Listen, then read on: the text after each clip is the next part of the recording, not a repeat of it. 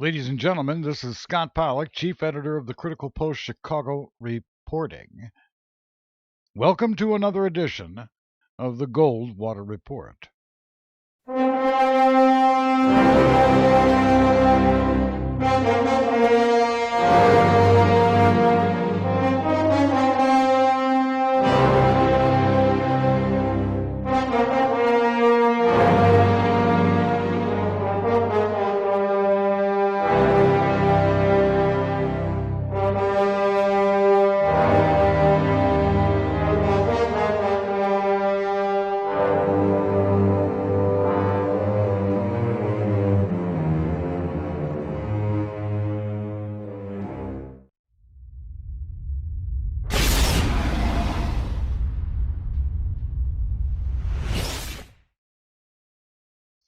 Thanks again for tuning into the Critical Post Chicago again, ladies and gentlemen. We appreciate it. Now, if you live in the Chicago area, you can also see our reports at various times being aired on Chicago Cable Access Network, or as it's known in Chicago as CAN TV. Also, we've just uploaded another podcast of the Bittersweet Records Radio Hour, which we think you will find very entertaining, which can be viewed every week starting most of the times Thursday mornings at bittersweetrecords.net or the head page of the Critical Post.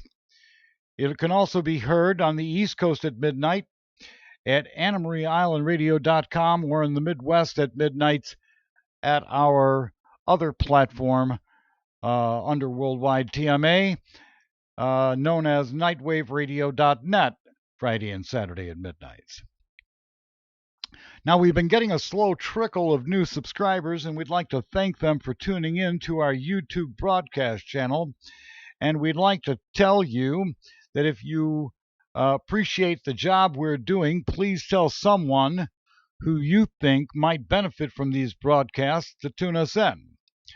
Word of mouth is how this channel will reach new people until such time that we start to pay for promotions or PR work. Something interesting we'd like to report to you also, ladies and gentlemen. The FBI Director James B. Comey has just linked and used the Critical Post Chicago's page, which keeps track of all the president's speeches along with all the other world leaders, to his Zoom Info professional profile. Apparently, our brand is receiving the gravitas as an unbiased and legitimate press organization, which we'd hoped to achieve, and it's starting to take hold in a very real and substantial way, as slow as that recognition seemingly may be. Ladies and gentlemen, since our last broadcast a couple of weeks ago, wherein we told you about how a woman's family in Richmond, Indiana, one Ms. Carol Keene and her daughter and her son, and how they were being victimized for detecting and reporting court fraud as noticed by Ms. Keene, we'd like to report to you that her grandson, who had been in jail for 150 days as part of that victimization, has been released, and all charges against the young man have been dropped as a result of our report, and we're glad to see that that occurred. Ladies and gentlemen, if you want to see the narratives we have identified as being in constant revolve, to include the constant and incessant reporting of bloodbaths, whether domestic or abroad, reverberating throughout all of the media, we have them listed in an article, and it will be listed shortly at the head page of the Critical Post. All in all, there's darn near 60 different subject matters which appear as regular guests in the yellow journalism propaganda press from the major media corporate conglomerates and the fear pornography alternative press. In other news, the Chinese yuan has been given the nod by the IMF as being considered for special drawing rights as a reserve currency alongside of the dollar, British pound, Japanese yen, and the euro, and is scheduled to be in full effect by next September. Being a reserve currency won't have too much effect until the Western community begins to trust the Chinese, which is not likely to occur too soon. And had it not been for American-founded transnationals installing most of their manufacturing operations on the Chinese mainland for the last 25 years, China would hardly be a blip on anybody's radar. And everyone in the financial world knows it. Also, the idea that the Chinese renminbi, or yuan, being backed by gold is a canard. And the reason that that's so is that it won't matter, because at any time the private banking cartel in lockstep partnership on the Chinese mainland, the People's Bank of China, along with its communist government, will print currency anytime they feel it's necessary, and they're practicing the same thing that is being practiced in the West, which is continually burdening the Chinese population with debt. Now, we've done a loose calculation, speaking of debt, of the effective aggregate tax rate here in America. And when factoring all taxes combined, especially for people who own homes, the effective tax rate is approximately 50% of your income. In our opinion, it's oppressive and contributes to an anti-growth agenda. Why this agenda exists in the halls of our Congress, whom has been managing America's economy for far too long, is anybody's guess, but we attribute it to runaway socialism, which eventually must fall from its own weight. If you factor in, like they do across the pond in Britain, your health insurance premiums as a tax, and so noted by Chief Justice John Roberts in his opinion, wherein the Affordable Care Act was installed as a legitimate process in America, then the aggregate effective rate here in America, especially for people earning $100,000 a year or less, is about 65%. That's an awful lot of darn money, ladies and gentlemen, and you should be paying more attention to what's coming out of your pockets. The yellow journalism propaganda press, both major media corporate conglomerate and the fear pornography alternative media, have been droning away about the terrorism narrative because of the recent events in Paris and now San Bernardino, California. And here in Chicago, they've been droning away about police department murders or alleged murders, abuse, and systemic corruption. As of 2 days ago, Russia's Vladimir Putin has hinted that, one, a tactical nuclear weapons use as an option upon the terrorists operating in the Middle East is a possibility, and he's recently told Turkey's president that as a result of Turkey downing a Russian jet fighter over the past couple of weeks, Russia may not, in fact, build the planned Gazprom pipeline from the eastern shores of the Persian Gulf, originating from the outside of Tehran into Turkey, which gives more credence to our report here at the Critical Post. That's what's really going on in the Middle East, is a corporate war being fought in the back channels of banking and the fight for natural resources between Eastern fascist transnational interests and Western fascist transnational interests, while having the convenience of a bunch of mad nuts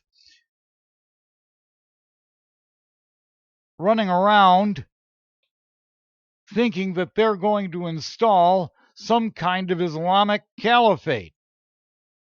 And all of that is merely how much prominence this is taking as a result of extremist Muslim clerical child abuse that started occurring 30 and 40 years ago.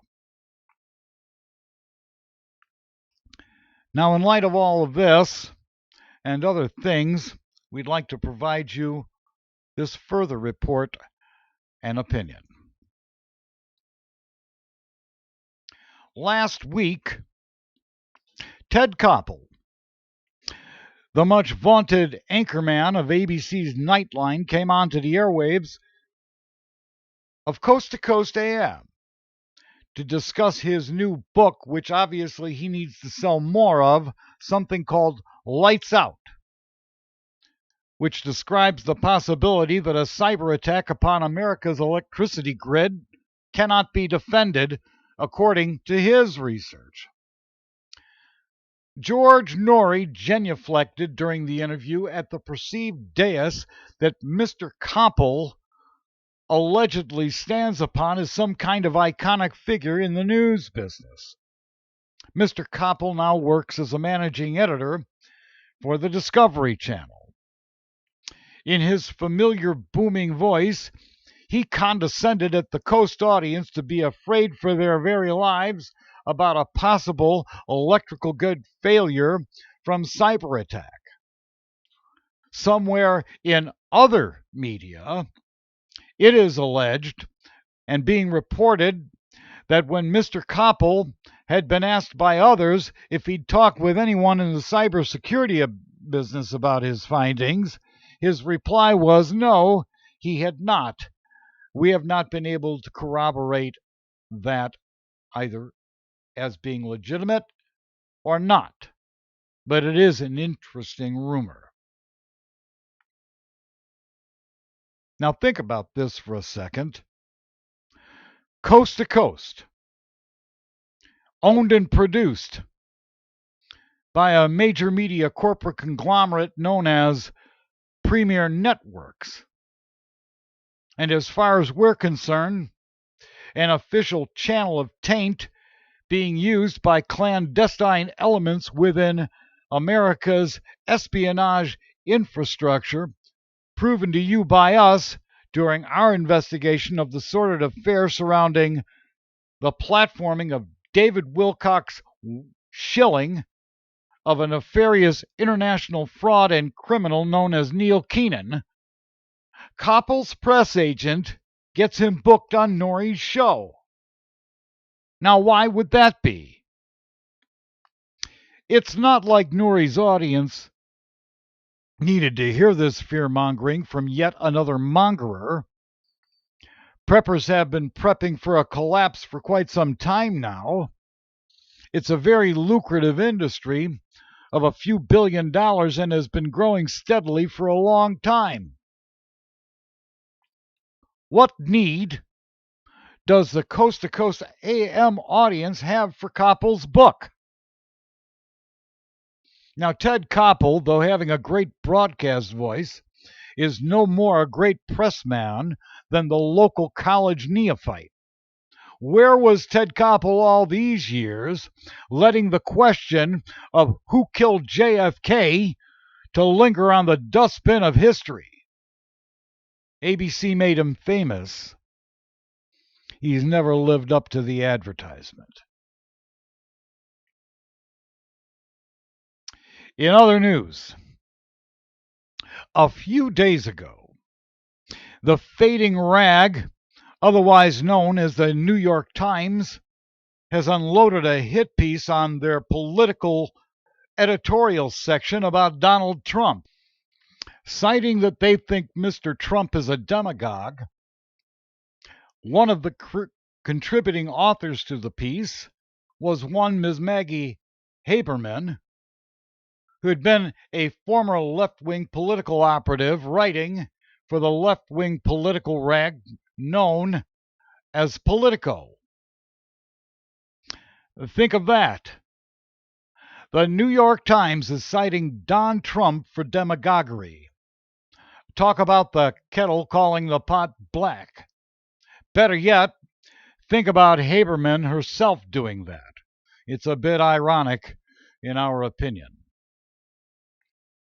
Also, it has been reported just recently that the RNC is considering the idea of brokering their nomination convention, which means that's exactly what will happen if Don Trump sweeps the election tables across the nation, which we think is a distinct possibility if we're to believe polling data and take any of it as scientifically sound.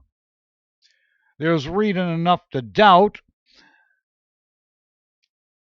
that it is sound, but it's clear the GOP establishment and the Democratic Party establishment are increasingly getting very nervous.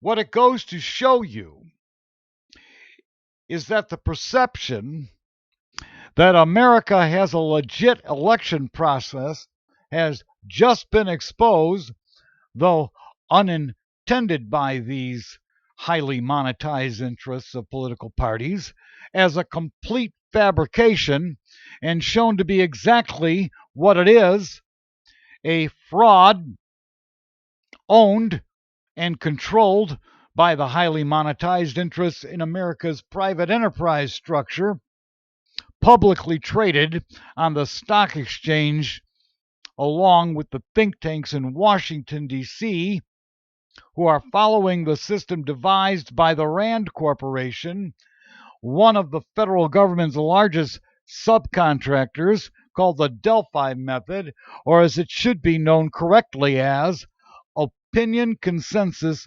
linguistics technology, which is rampant on the airwaves of the Western yellow journalism propaganda press.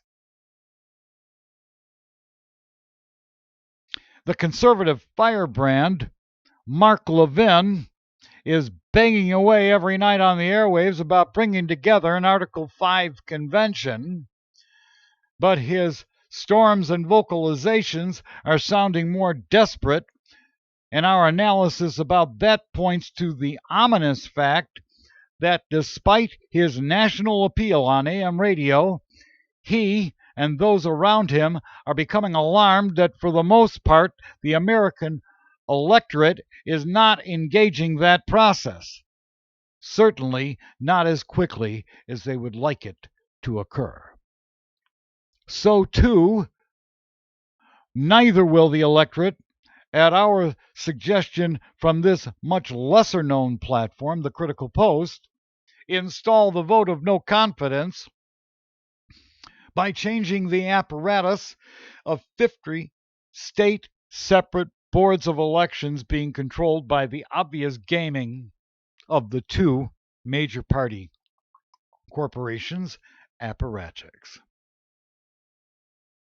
What all this means, ladies and gentlemen, folks across the country may have given up on the vote altogether as a means to keep, as originally formed, a constitutional republic and government to respond to the people's needs.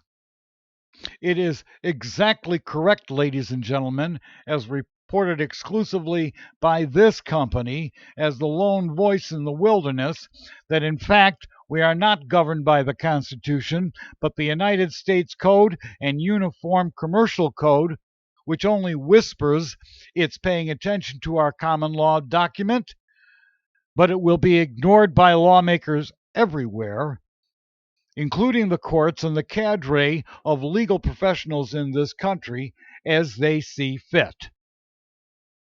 What is going on in America, ladies and gentlemen, which no one in the quote-unquote and equally uninformed yellow journalism propaganda socialist press as well as the fear pornography alternative media, is accurately reporting is that what we have resembles much more closely a parliamentary system as that of Great Britain, and for that matter, all the rest of the Western civilized world. In other words, none of it is constitutional.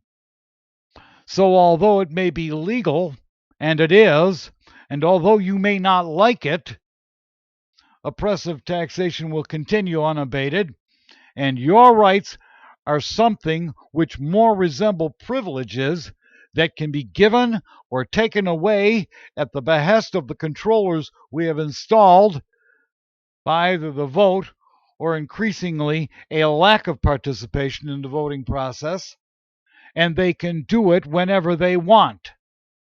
The incremental march towards government-granted privileges rather than God-given rights continues its march toward total totalitarian completion. Ladies and gentlemen, what is in place as a guiding legal fact in this country is that silence equals consent, which turns common law principles on its head and upside down.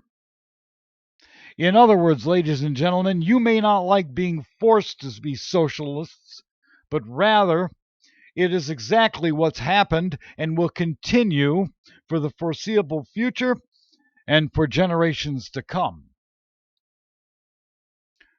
Turning back to Mr. Trump's position in the GOP field, a couple of nights ago, on an interview of Mr. Trump, which took place on Fox News program The O'Reilly Factor, hosted by the obnoxious and obvious shill for the GOP establishment, Bill O'Reilly. O'Reilly tries to slap Mr. Trump down as not being a serious candidate for the Republican nomination. In our view, equally apparent, alongside of the RNC's hint it will broker their convention next year, that anybody watching this sordid programming is being told that their vote doesn't matter. It's nakedly out there for everyone to see.